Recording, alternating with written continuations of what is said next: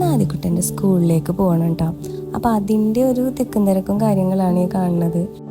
ഇന്ന് ആദ്യയുടെ സ്കൂളിൽ കലോത്സവം സ്റ്റാർട്ട് ചെയ്യാം. അപ്പം അതിൻ്റെ പ്രോഗ്രാമുകൾ നടക്കുമ്പോൾ നമ്മളവിടെ ഉണ്ടാവണമെന്ന് ആദ്യക്ക് ഭയങ്കര നിർബന്ധം കേട്ടോ.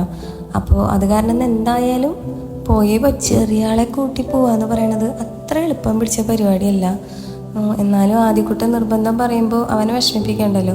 അത് കാരണം ഞങ്ങൾ എന്തായാലും പോകണമെന്ന് തീരുമാനിച്ചു കേട്ടോ. ഇന്ന് കുറച്ച് നേരത്തെയൊക്കെ എണീറ്റിട്ടുണ്ട് ആദ്യക്കുട്ടൻ. ഞാൻ വിളിക്കാനാണ് എല്ലാ ദിവസവും പതിവ്, പക്ഷെ ഇന്ന് എന്തോ ആദ്യക്കുട്ടൻ നേരത്തെ എണീറ്റിട്ടുണ്ട്. റെസിറ്റേഷനൊക്കെ ഇപ്പോൾ എനിക്ക് കേൾപ്പിച്ച് തരാട്ടോ. ഇന്നലെ ഞങ്ങൾ ഇരുന്നിട്ട് നല്ലതുപോലെ നോക്കിയിട്ടൊക്കെ ഉണ്ടായിരുന്നു. എന്നാലും രാവിലെ എണീറ്റപ്പോൾ ആദ്യക്ക് ചെറിയൊരു ടെൻഷൻ പോലെ. അതപ്പോൾ എനിക്കിങ്ങനെ കേൾപ്പിച്ച് തന്നുകൊണ്ടേ ഇരിക്കുക. എനിക്ക് നല്ല ചുമയായിരുന്നു കേട്ടോ. കുറച്ച് ദിവസമായി ചുമ തുടങ്ങിയിട്ട്. ഈ ക്ലൈമറ്റിലൊക്കെ ചുമ വന്നു കഴിഞ്ഞിട്ടുണ്ടെങ്കിൽ മാറാൻ ഭയങ്കര ബുദ്ധിമുട്ടാണ്. അനിയൻകുട്ടനെ എണീറ്റ് വരുന്നേക്കാട്ടും മുൻപ് ഈ പറഞ്ഞ കാര്യങ്ങളൊക്കെ ചെയ്യണം, അല്ലെങ്കിൽ പിന്നെ അതൊന്നും നടക്കില്ല. ചോറ് മാറ്റിവെക്കാനുള്ള കാരണം ഇപ്പോൾ വരാമെന്ന് പറഞ്ഞ് പോയതാ ഞാൻ. ആ ഗ്യാപ്പിൽ ആള് കളിക്കാൻ പോയി. ഞങ്ങളുടെ പാട്ടും കച്ചേരിയും ഒക്കെ കേട്ട് ഒരാൾ പുറത്തിറങ്ങി വന്ന് നോക്കുക. മറ്റാരുമല്ല, എൻ്റെ അമ്മയാട്ടാ. ഞങ്ങൾക്കൊരു ടാറ്റയും ആദ്യക്കുട്ടനൊരു ഓൾ ദി ബെസ്റ്റ് ഒക്കെ തന്നിട്ട് ആള് പോയി. അതിനിടയില്ല തിളപ്പിക്കാൻ വെള്ളം വെച്ച കാര്യം ഓർമ്മ വന്നത്. അപ്പം വേഗം ഓടി പനിക്കൂർക്കയുടെ ഇല പൊട്ടിക്കാൻ വേണ്ടിയിട്ട്. ചുമയും ജലദോഷമൊക്കെ വരുമ്പോൾ പനിക്കൂർക്കയുടെ ഇല തിളപ്പിച്ച വെള്ളം കുടിക്കുന്നത് ഭയങ്കര നല്ലതാണ്. അത് കുട്ടികൾക്കായാലും മുതിർന്നവർക്കായാലും. പ്രോഗ്രാം ഏകദേശം ഒരു 10:15 ആകുമ്പോഴാണ് സ്റ്റാർട്ട് ചെയ്യാം. അത് ഓൾറെഡി ആദ്യം അറിയാവുന്നത് കാരണം സമയം നോക്കിയിട്ടാ കളിക്കുള്ളൂ. എന്നാലും നമുക്കൊരു ടെൻഷനാണ്, ആ ടൈം കറക്റ്റ് ആകുമ്പോഴേക്കും നമുക്ക് എത്താൻ പറ്റില്ലേ എന്നുള്ളത്. ഞാൻ എപ്പോഴും അങ്ങനെ ആയിട്ട്. ഇപ്പം നമുക്ക് എത്തേണ്ട ഒരു കറക്റ്റ് ടൈം ഉണ്ടാവുമല്ലോ, ആ ടൈമിൻ്റെ ഒരു 20-15 മിനിറ്റൊക്കെ മുൻപേ എത്തണം. പക്ഷേ ഇവിടെ അച്ഛനും മോനും നേരെ ഓപ്പോസിറ്റാണ്. അതായത് കറക്റ്റ് ടൈമിൽ അല്ലെങ്കിൽ ഒരു ഇത്തിരി 1-2 മിനിറ്റ് ലേറ്റ് ആയിട്ടാണ് എപ്പോഴും എത്തുള്ളൂ. കുറച്ച് നേരമായി ഒരാളെ ബ്രഷ് ചെയ്യാൻ വിട്ടിട്ട്. ഇനി കുറേ നേരം മിററൊക്കെ നോക്കി പാട്ടും പാടിയൊക്കെ നിന്നോളും.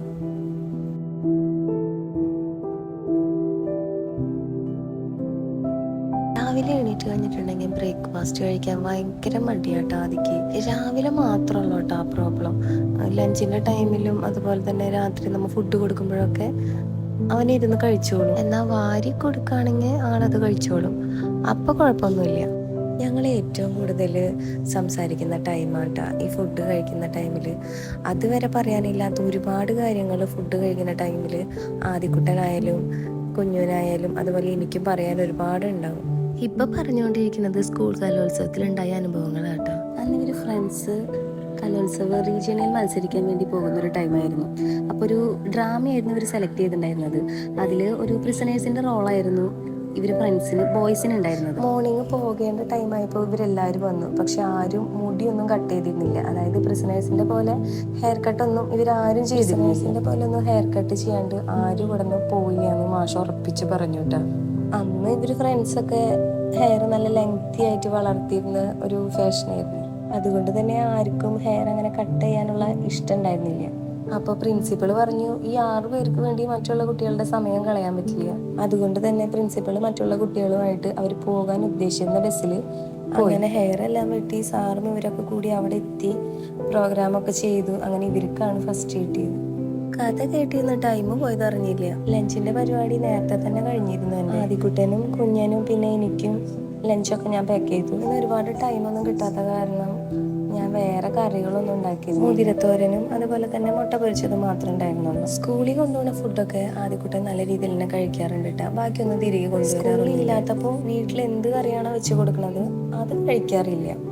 പക്ഷെ ആ കറി നമ്മൾ സ്കൂളിലേക്ക് കൊടുത്തു വിടുമ്പോൾ ആള് ഫിനിഷ് ചെയ്തിട്ട് വരാം. എപ്പോഴും പറയും എല്ലാ കറികളും കൂട്ടി കുട്ടികളെ പഠിപ്പിക്കണമെന്ന്. അതുപോലെ തന്നെ ഞാൻ എല്ലാം കൊടുത്തു വിടാറുണ്ട്. പക്ഷെ സ്കൂളിൽ കൊടുത്തുവിടുന്ന എല്ലാതും അവൻ കഴിക്കാറുണ്ട്. ടിഫിന് വേണ്ടി ഞാൻ കുറച്ച് ആപ്പിളാട്ടോ കരുതിയിരുന്നു. ധ്രുവന് ഭയങ്കര ഇഷ്ടമാണ് ആപ്പിൾ. ആദ്യം ഇഷ്ടക്കുറവൊന്നുമില്ല, എന്നാലും പൊതുവേ ആദ്യക്കുട്ടന് കഴിക്കാൻ കുറച്ച് മടി. കറക്റ്റ് ടൈമൊന്നും മെൻഷൻ ചെയ്യാത്ത കാരണം ഞാൻ അത്യാവശ്യം കുട്ടികൾക്ക് വിശന്നാൽ കഴിക്കാനുള്ള കുറച്ച് ഐറ്റംസ് ഒക്കെ എടുത്ത് പിടിച്ചിരുന്നു. ധ്രുവനെ പിടിച്ചിരുത്താൻ ഇതുപോലുള്ള കുറച്ച് ഐറ്റംസൊക്കെ മുന്നേ നമ്മൾ കരുതണം. അങ്ങനെ എടുത്തേക്കുള്ള സാധനങ്ങൾ ടിഫിനും അതുപോലെ തന്നെ ലഞ്ചും എല്ലാ കാര്യങ്ങളും ഞാൻ വേഗം എടുത്തു വെച്ചിട്ടുണ്ട്. അയ്യോ, ഒരു കാര്യം പറയാൻ വിട്ടുപോയിട്ടോ. അമ്മ ഇന്നലെ കുറച്ച് ഉണ്ണിയപ്പം ഉണ്ടാക്കിയിട്ടുണ്ടായിരുന്നു.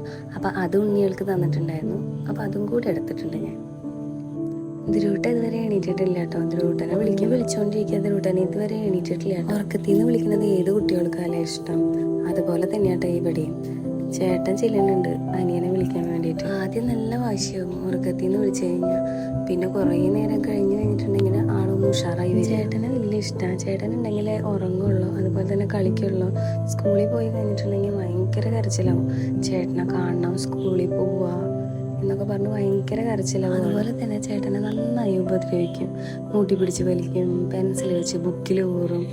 ആവിധ എല്ലാ തരത്തിലുള്ള പരിപാടികളും ഉണ്ട് ആൾക്ക്. ഈ കൂടപ്പിറപ്പുകളൊക്കെ അങ്ങനെ തന്നെയല്ലേ. അവരെ ഇണങ്ങാനും പിണങ്ങാനൊന്നും അധികം നേരം വേണ്ടാന്ന് പറയും. ഇന്നലെ ഒത്തിരി നേരം വൈകി കിടന്ന കാരണം ഇന്ന് എണീക്കാൻ കുറച്ച് ബുദ്ധിമുട്ടുണ്ട് ആൾക്ക്. എന്തൊക്കെയോ കള്ളങ്ങൾ പറഞ്ഞ് ഒരു വിധത്തിൽ എണീപ്പിച്ചിരുത്തിയിട്ടുണ്ട്. ഇനി ബ്രഷ് ചെയ്യിപ്പിക്കാനും അതുപോലെ തന്നെ കുളിപ്പിക്കാനും ഫുഡ് കൊടുക്കാനാണ് ഏറ്റവും വലിയ ബുദ്ധിമുട്ട്. ഒരു അമ്മേനെ സംബന്ധിച്ചിടത്തോളം കുട്ടികൾക്ക് ഫുഡ് കൊടുക്കണതാ ഏറ്റവും വലിയ ടാസ്ക്.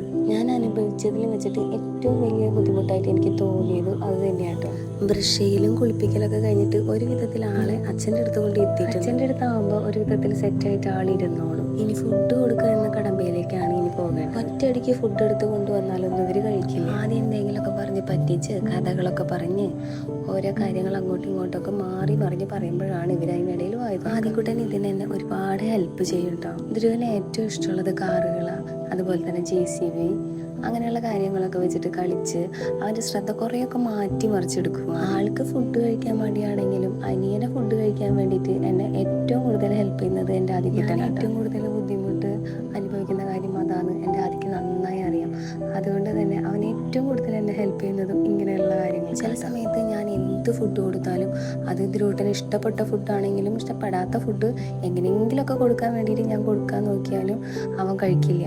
അപ്പോൾ ആദ്യം കൊടുക്കണം എന്ന് പറഞ്ഞ് വാശി പിടിച്ചിട്ട് ആദ്യം കൊടുത്തു കഴിഞ്ഞിട്ടുണ്ടെങ്കിൽ ആൾ സിമ്പിളായിട്ട് കഴിക്കും കേട്ടോ. ഒരു 6-7 വയസ്സ് ഡിഫറൻസിലൊക്കെ മക്കളുണ്ടാവുന്നത് ഒരുപാട് നല്ല കാര്യമാണ്. അങ്ങനെ ഇപ്പോൾ സമയം ഒരു 9:10 ഞങ്ങൾ ഡ്രസ്സൊക്കെ ചെയ്യും. അതിനിടയിൽ കുട്ടിക്കുറുമ്പൻ വാശിയും പിടിച്ച് അങ്ങോട്ടും ഇങ്ങോട്ടൊക്കെ നടക്കുന്നുണ്ട്. ആദ്യക്കുട്ടൻ്റെ ഹെയർ ഞാൻ എത്ര ഈരി കൊടുത്തിട്ടും കാര്യമില്ല കേട്ടോ. നമ്മൾ ഇങ്ങോട്ട് ഈരി കഴിഞ്ഞിട്ടുണ്ടെങ്കിൽ അതെങ്ങനെയാണോ കെടുക്കുന്നത് അതുപോലെ തന്നെ റിവേഴ്സ് വരും. ഇന്നലെ അനിയൻ്റെ കയ്യിൽ നിന്ന് നല്ലൊരു മാന്ത് ഫേസിൽ കിട്ടിയിട്ടുണ്ടായിരുന്നു കേട്ടോ. ഞാൻ അതാണ് നോക്കിക്കൊണ്ടിരിക്കുന്നത്. ഇന്നെന്തോ വളരെ പാവമായിട്ട് ഡ്രസ്സ് ഇടാനിരിക്കുന്നുണ്ട്. പൊതുവെ ഇങ്ങനെയല്ല, ഭയങ്കര ബഹളമൊക്കെ ആവാറാണ്. ചേട്ടൻ്റെ സ്കൂളിൽ എത്തുമ്പോൾ കുറേ ചേട്ടന്മാരെയും ചേച്ചിമാരെയൊക്കെ കാണിച്ച് തരാന്നൊക്കെ പറഞ്ഞിട്ടാണ് ആളിരിക്കുന്നത്. അങ്ങനെ ഞങ്ങൾ സ്കൂളിലെത്തി. ആദ്യയുടെ പ്രോഗ്രാം എവിടെയാണ് നടക്കണേന്ന് മിസ്സുമാരുടെ അടുത്ത് ചോദിച്ചിട്ട് അവിടെ നിൽക്കാട്ടോ. കുറേ ചേട്ടന്മാരെയും ചേച്ചിമാരെയൊക്കെ കണ്ട സന്തോഷത്തിൽ ആളിങ്ങനെ നോക്കിക്കൊണ്ടിരിക്കും. ഇങ്ങോട്ടൊക്കെ പോകുന്ന കുട്ടികളുടെ അടുത്ത് എന്തൊക്കെയോ ചോദിക്കുന്നുണ്ട്. ധ്രുവട്ടന് ചേട്ടന്മാരുടെയും ചേച്ചിമാരുടെയൊക്കെ ഒപ്പം കളിക്കാൻ ഭയങ്കര ഇഷ്ടം. ആദ്യക്കുട്ടൻ ചെറുപ്പത്തിൽ പുതുതായി കണ്ടവരുടെ അടുത്ത് സംസാരിക്കാനും കളിക്കാനൊക്കെ പോകാൻ കുറെ മടിയുള്ളൊരു കുട്ടി. നേരെ മറിച്ച് ധ്രുവട്ടൻ പെട്ടെന്ന് ആളുകളായിട്ട് എടുക്കും. ആദ്യമായിട്ട് കാണുന്നുള്ള യാതൊരുവിധ ഭാവവും ഇല്ലാണ്ടാണ് ആളിരിക്കുന്നത്. പ്രോഗ്രാം ഏകദേശം സ്റ്റാർട്ട് ചെയ്യാറായിട്ടുണ്ട്. ആദ്യക്കുട്ടന്റെ മുഖത്ത് കുറച്ചൊരു ടെൻഷനൊക്കെ കാണാം. ചേട്ടന്മാരെ നല്ലതുപോലെ ഇഷ്ടമായിട്ടുണ്ട് ധ്രുവന്, നല്ലതുപോലെ ഇഷ്ടമായിട്ടുണ്ട്. അതിനനുസരിച്ച് കളിക്കുന്നുണ്ട്. അതിൻ്റെ ഇടയിൽ ചേട്ടന്മാർക്ക് ഓരോന്ന് കൊടുക്കുന്നു. ചേട്ടന്മാരുടെ അടുത്ത് ആള് നല്ല കമ്പനിയായി. പ്രോഗ്രാം സ്റ്റാർട്ട് ചെയ്യാൻ ഏകദേശം കുറച്ച് മിനിറ്റും കൂടി. അതുകൊണ്ട് തന്നെ ഞങ്ങളുടെ അടുത്തേക്ക് കൊണ്ടുവരാൻ കുറേ ടൈമായി ട്രൈ ചെയ്തുകൊണ്ടിരിക്കുന്നത്. പക്ഷെ ആള് വരുന്നില്ല. ധ്രുവനെ കുഞ്ഞിനോട് നോക്കാൻ പറഞ്ഞിട്ട് ഞാൻ ആദ്യക്കുട്ടൻ്റെ അടുത്തേക്ക് അച്ഛനെടുക്കാന്ന് പറഞ്ഞപ്പോൾ കുട്ടിക്കുറുമ്പൻ ഭീഷണിപ്പെടുത്തണതാട്ടെ കാണുന്നത്. അപ്പോഴേക്കും ആദ്യക്കുട്ടൻ്റെ നമ്പർ വിളിച്ചിട്ട് ആദ്യക്കുട്ടൻ സ്റ്റേജിൽ കയറിയിട്ടോ. അതിൻ്റെ ഇടയിൽ ഒരാൾ ചേട്ടൻ്റെ അടുത്തേക്ക് പോകണമെന്ന് പറഞ്ഞിട്ട് ഭയങ്കര കരച്ചിലായിരുന്നു. കുഞ്ഞു പോയി പൊക്കിക്കൊണ്ട് കുട്ടിക്കുറുമ്പനെയും കൊണ്ട് ഇതുപോലുള്ള പ്രോഗ്രാമിന് വരികയെന്ന് പറയണത് കുറച്ച് റിസ്ക് ഉള്ള പരിപാടിയാണ്. മുഖത്ത് നല്ല ടെൻഷൻ ഉണ്ട്. അതുപോലെ തന്നെ ഞങ്ങൾ രണ്ടുപേരും അങ്ങോട്ടും ഇങ്ങോട്ടും മാറി മാറി നോക്കിക്കൊണ്ടിരിക്കും. കഴിഞ്ഞ പ്രാവശ്യമൊക്കെ ആദ്യക്കുട്ടൻ ഇങ്ങനെ സ്റ്റേജിൽ കയറുമ്പോൾ ഞങ്ങളിങ്ങനെ ഫ്രണ്ടിൽ തന്നെ വന്നിരിക്കാറില്ല. കാരണം നമ്മൾ കയറി പേരൻസ് കയറി ഇരുന്ന് കഴിഞ്ഞിട്ടുണ്ടെങ്കിൽ ഇവർ കൂടുതലും നമ്മളെ തന്നെ നോക്കുമെന്ന് ഞങ്ങൾക്കറിയാം. അത് കാരണം ഇരിക്കാറില്ല. പക്ഷെ ഇപ്രാവശ്യം അച്ഛയും അമ്മയും ഫ്രണ്ടിൽ വേണമെന്ന് പറഞ്ഞ കാരണമായിട്ടാ ഞങ്ങൾ രണ്ടുപേരും ഇത്തിരി ടെൻഷൻ ഉണ്ടായിരുന്നെങ്കിലും മൂപ്പർക്ക് കഴിയണ രീതിയിൽ നല്ലതുപോലെ തന്നെ പ്രസന്റ്. പ്രോഗ്രാമൊക്കെ കഴിഞ്ഞു. ഞങ്ങളും കുട്ടികളെല്ലാവരും ലഞ്ചൊക്കെ കഴിച്ചു. പ്രൈസൊക്കെ കിട്ടിയപ്പോൾ ആള് ഭയങ്കര ഹാപ്പി. കഴിഞ്ഞ ഇയർ പ്രോഗ്രാമൊക്കെ കഴിഞ്ഞ് ഒരുപാട് ലേറ്റ് ആയിട്ടാണ് പ്രൈസ് ഡിസ്ട്രിബ്യൂഷൻ സ്റ്റാർട്ട് ചെയ്തത്. ഇപ്രാവശ്യം അങ്ങനത്തെ ഒരു പ്രോബ്ലം ഉണ്ടായില്ല. പ്രോഗ്രാം കഴിഞ്ഞത് പ്രൈസ് ഡിസ്ട്രിബ്യൂഷൻ വേഗം തന്നെ സ്റ്റാർട്ട് ചെയ്തു.